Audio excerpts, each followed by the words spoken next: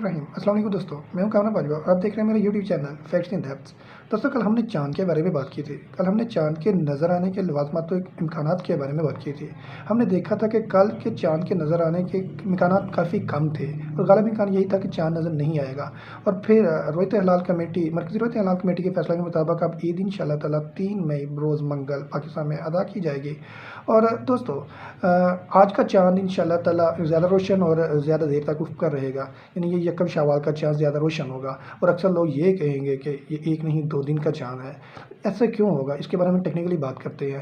लेकिन इससे पहले मैं चाहूँगा कि आप मेरा चैनल सब्सक्राइब कर लीजिए और आने वाली तमाम वीडियोज़ को हासिल करने के लिए बेल का आइकन ज़रूर दबाएँ। तो दोस्तों, कल ईद का चाँद नज़र नहीं आया, पाकिस्तान में कल ईद का चाँद नज़र नहीं आया। इसकी कुछ वजूहात थी।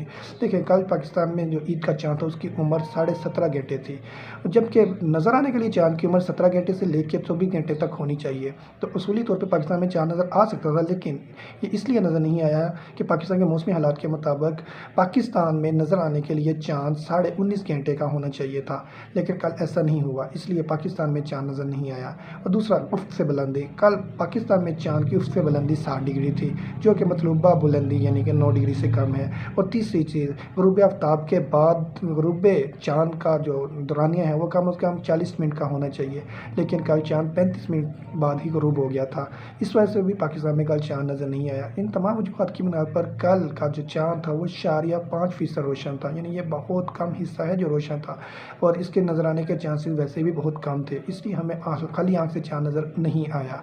और अब हम देखते हैं कि आज का चाँद शवाल यकम शवाल का चाँद इंशाअल्लाह जो इंतहाई रोशन होगा और बड़ा होगा, उसकी क्या वजह है। तो दोस्तों देखें, कल का चाँद जो था वो 17.5 घंटे का था और आज 24 घंटे मज़ीद जमा कर लें इसमें, तो देखें कि 41 घंटे का चाँद होगा आज, इसलिए ये ज़्यादा बड़ा होगा। और दूसरा, उफ़्क़ से बुलंदी कल 60 डिग्री थी और आज इंशाअल्लाह ताला 10 दर्जे और ऊपर जाएगा, तो पाकिस्तान में आज चाँद की उफ़्क़ से बुलंदी 17 डिग्री होगी, जो कि बहुत वाज़ेह है।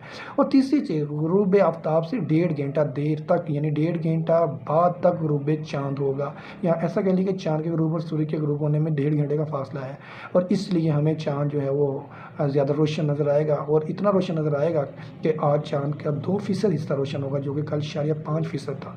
इन तमाम वजूहात की बुनियाद पे पाकिस्तान में चाँद नुमायाँ और वाज़ेह नज़र आएगा और ज़्यादा रोशन होगा। और इसमें कोई हैरानी की बात नहीं है, क्योंकि पाकिस्तान समेत दुनिया भर में 30 दिन के महीने के बाद का जो चाँद होता है वो अक्सर ज़्यादा रोशन ही होता है। इसलिए किसी भी खमखमसे में पड़ने की ज़रूरत नहीं है और मज़े से ईद करें इंशाअल्लाह ताला। सुबह ईद उल फितर होगी।